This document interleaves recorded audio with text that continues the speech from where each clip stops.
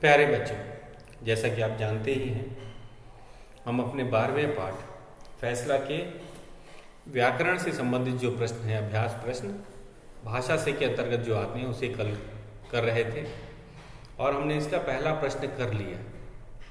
ये था बोलकर पढ़ो और समझो। हमने आपको बताया था इसमें फ और फ का उच्चारण और उनसे बनने वाले शब्दों के बारे में बताया था। एक बार इसकी फिर से पुनरावृत्ति कर लेते हैं। तो ये है फ और ये है फ। फ फ फ फ और इनसे बनने वाले शब्द में मैंने आपको बताया था फल। फ से बनने वाले शब्द क्या है? फल, फूल, फिसल, फाटक आदि। और फ से है फैसला, हमारे पाठ का नाम भी है फैसला, साफ, सफाई, फायदा, सफ़ेद, फिक्र आदि उदाहरण हमने आपको बताए थे और आपने इसका अभ्यास भी अवश्य कर लिया। आज हम इसके एक बार मैं इन शब्दों को पढ़ देता हूँ, उसके बाद हम दूसरे प्रश्न पे चलेंगे जो कि बहुवचन रूप लिखना है। हमें एक वचन रूप दिया है, उसका बहुवचन। तो शुरुआत पहले करते हैं भाषा से का पहला, बोलकर पढ़ो और समझो। फ से है फन, फल, फूल, फली, फैल, फिसल, फाटक। फन से है फ से फन, फैसला, साफ, सफाई, सफ़ेद, फायदा, फिक्र। आगे चलते हैं और हम लिखते हैं, करते हैं अपना दूसरा जो है वो भाषा से का दूसरा प्रश्न। और ये दूसरा हमारा है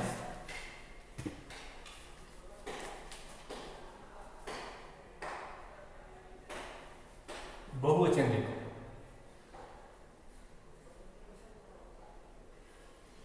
भाषा से का है, ये भी लिख लेते हैं भाषा से का दूसरा।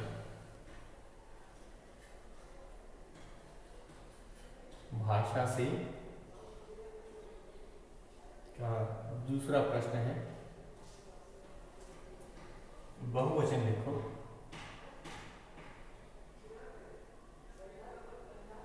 बहुवचन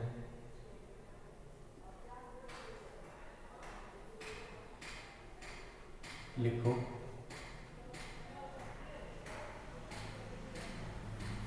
पहला है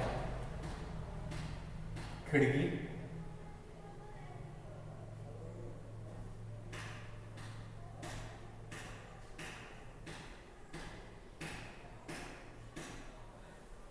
दूसरा है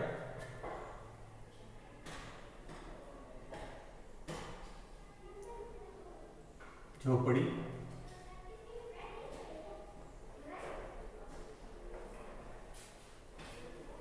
फिर है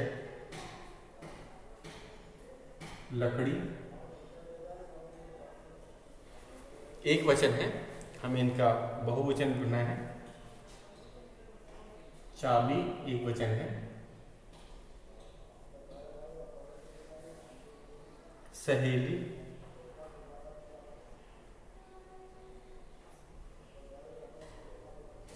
एक वचन है, इसका बहुवचन रूप लिखना है। और पाठशाला, पाठशाला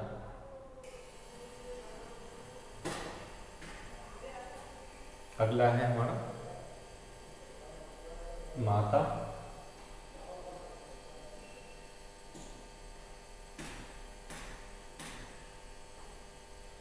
फिर है अध्यापिका,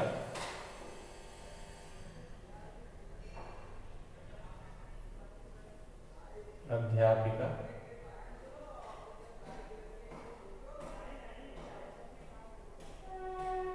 फिर है माला,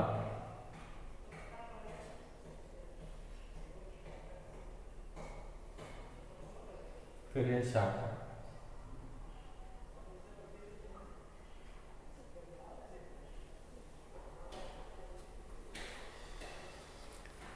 तो एक वचन हमें दिए हुए हैं, हमें इसका बहुवचन लिखना है। एक वचन का बहुवचन, तो पहला है खिड़की। आपको पता है खिड़की का है बहुवचन रूप खिड़कियाँ, तो एक एक करके हम लिखते जाएंगे। खिड़की का बहुवचन है, और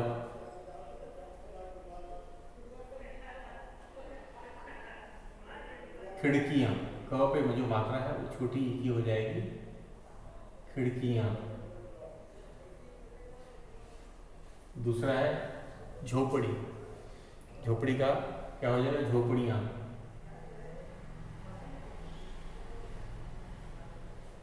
झोपड़ियाँ।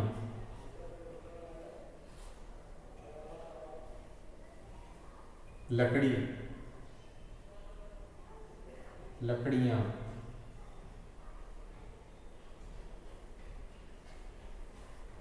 इसी तरह चाबी, चाबियाँ।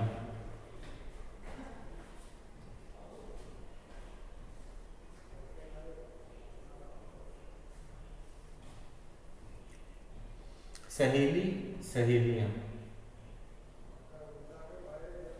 सहेलियाँ।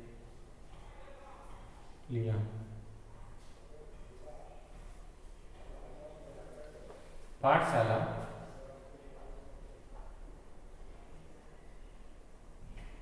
पाठशाला, पाठशालाएं।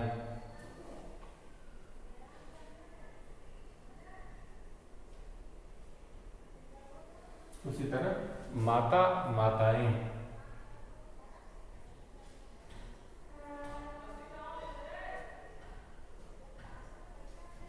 अध्यापिका, अध्यापिकाएं।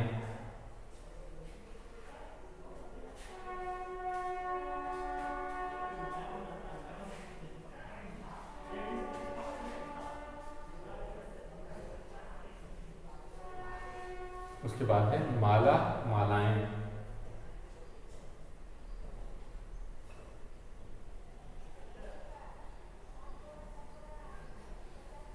शाखा, शाखाएं।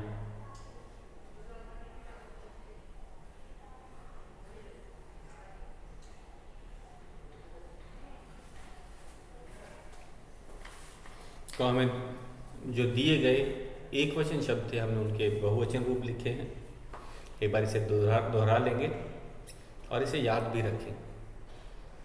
तो एक बार फिर से मैं इसे दोहरा देता हूँ, आप इसे पाठ्य पुस्तक में करेंगे, इसका जगह भी दिया हुआ।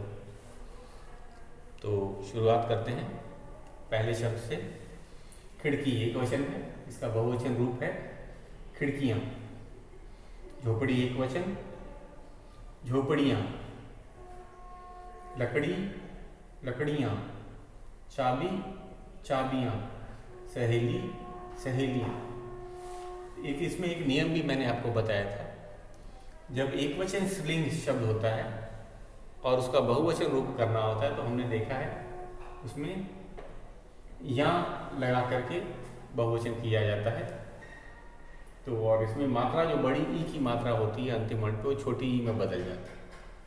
तो खिड़की, झोपड़ी, लकड़ी, चाबी, सहेली, ये सब स्त्रीलिंग शब्द हैं, और इसका बहुवचन रूप हम यहाँ लगा करके करते हैं। और इसमें जो अंतिम वर्ण पे जो मात्रा होती है, जो बड़ी की मात्रा होती है, वो छोटी ई में बदल जाती है। तो यहाँ भी आपने यही देखा, खिड़की, खिड़कियाँ, जो क पे जो मात्रा थी वो छोटी ई की हो जाएगी और यहाँ लगाएंगे खिड़की, खिड़कियाँ। उसी तरह झोपड़ी, झोपड़ियाँ, जो ड पे मात्रा थी बड़ी थी, उसको छोटी ई में बदला और यहाँ लगाया। लकड़ी का भी लकड़ियाँ, मात्रा बड़ी जो ड की थी वो छोटी ई में बदल गई और यहाँ लगा। चाबी एक वचन है, तो ब की मात्रा छोटी ई और यहाँ लगा के हमने बहुवचन बनाया। सहेली का भी ल पे जो छोटी ई की मात्रा थी, बड़ी ई की मात्रा को छोटी ई में बदला और यहाँ लगाया। अब आज चलते हैं पाठशाला।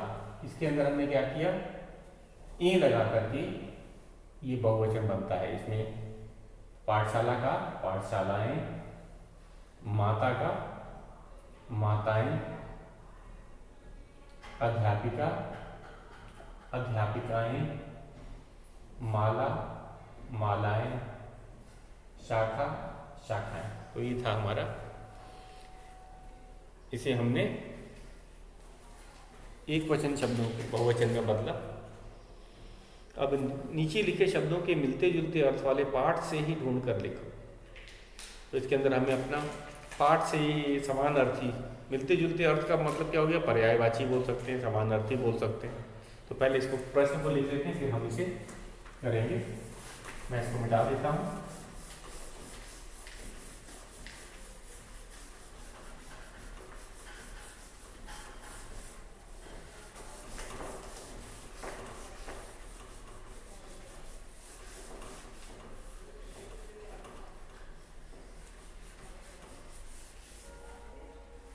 ये भाषा से का तीसरा प्रश्न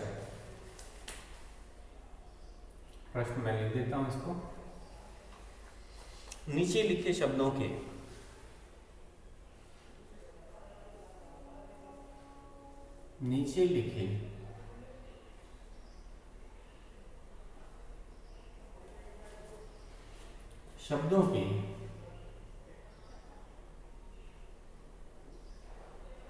शब्दों के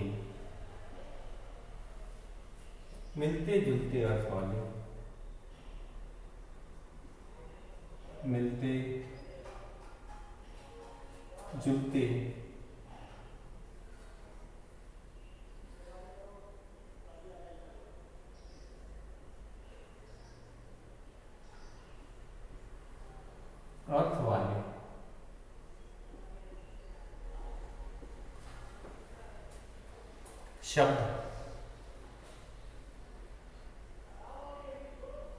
शब्द पाठ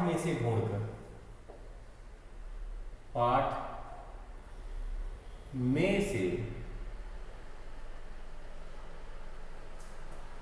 ढूंढकर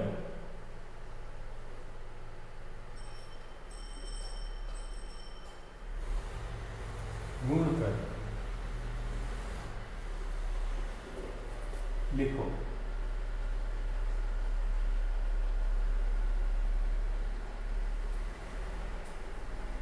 और कौन कौन से शब्द हैं पहले उनको मैं लिख भी देता हूं। पहला शब्द हमें दिया है आसमान,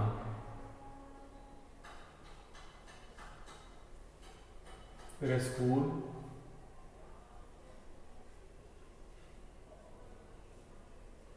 तीसरा शब्द है मेहनती,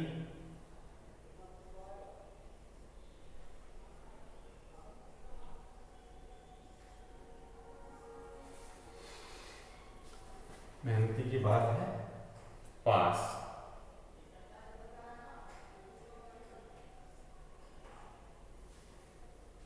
उसके बाद है जरूरत,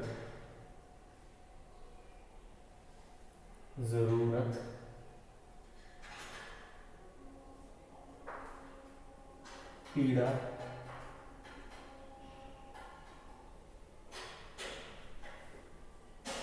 जगह,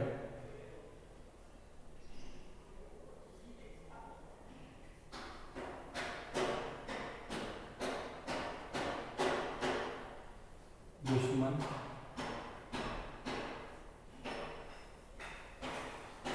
तो सबसे पहले हम अपना प्रश्न समझ लेते हैं।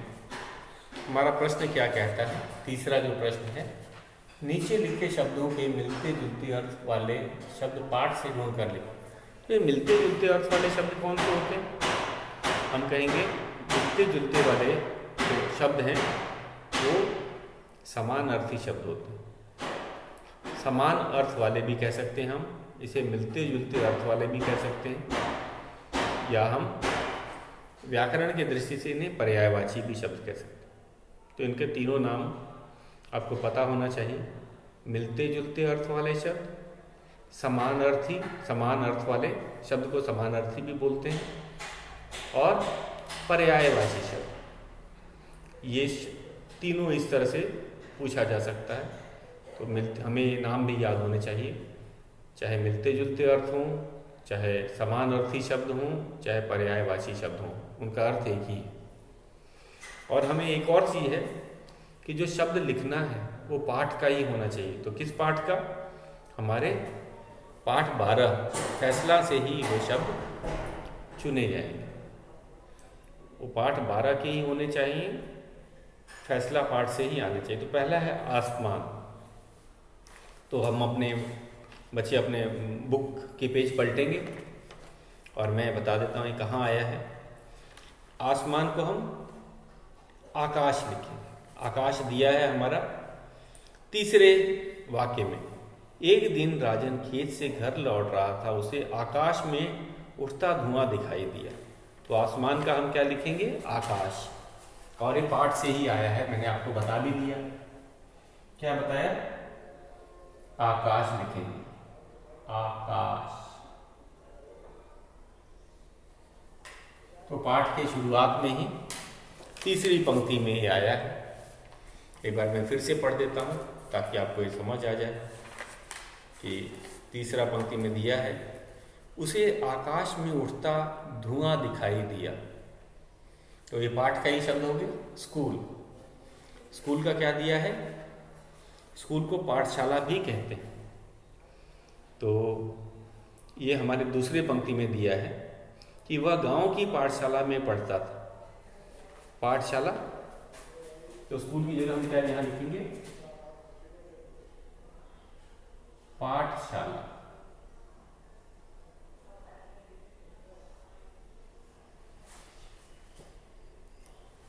तो ये सब बड़ा आसान है। हम अपने पाठ से ही ढूंढ रहे। मेहनती, जो मेहनत करता है उसे हम परिश्रमी भी कहते हैं। ये आपके पहले ही वाक्य में है। राजन एक किसान का बेटा था, वो बड़ा आज्ञाकारी और परिश्रमी था। तो पहले वाक्य में परिश्रमी, मेहनती का हम क्या लिखेंगे? समान अर्थ वाला परिश्रमी। परिश्रमी।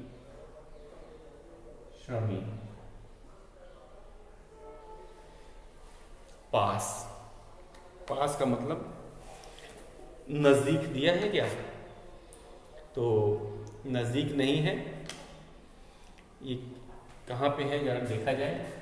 पास का नजदीक भी होता है, लेकिन नजदीक शब्द नहीं दिया है, एक समीप शब्द दिया है। तो ये मैं आपको बताता हूँ कहाँ पे है ये। राजन ने कहा चलो आगे चलते हैं। दोनों चलते चलते पाठशाला के समीप जा पहुंचे। समीप का अर्थ पास होता है, तो मैं समीप लिख देता हूँ यहाँ पे। इसका अर्थ समीप। जरूरत।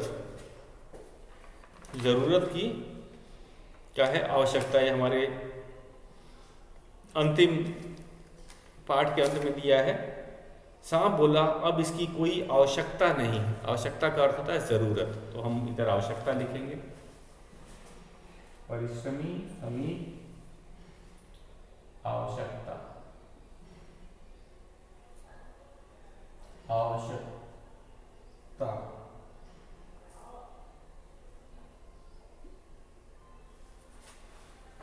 अगला है पीड़ा। पीड़ा को दर्द कहते हैं या कष्ट भी कह सकते हैं। तो हम लिखेंगे तुम मनुष्य हो ही ऐसे, मैं तुम्हें फल देता हूँ, छाया देता हूँ, हवा को शुद्ध करता हूँ, पर तुम लोग मुझे कष्ट देते हो। तो ये पेड़ ने कहा था, पीड़ा का क्या होगा? कष्ट।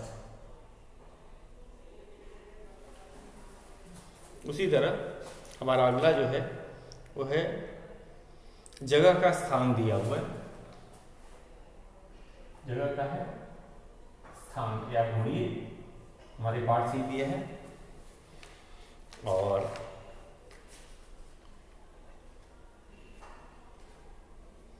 अगला है दुश्मन। शत्रु होता है। दुश्मन का क्या है अर्थ? शत्रु।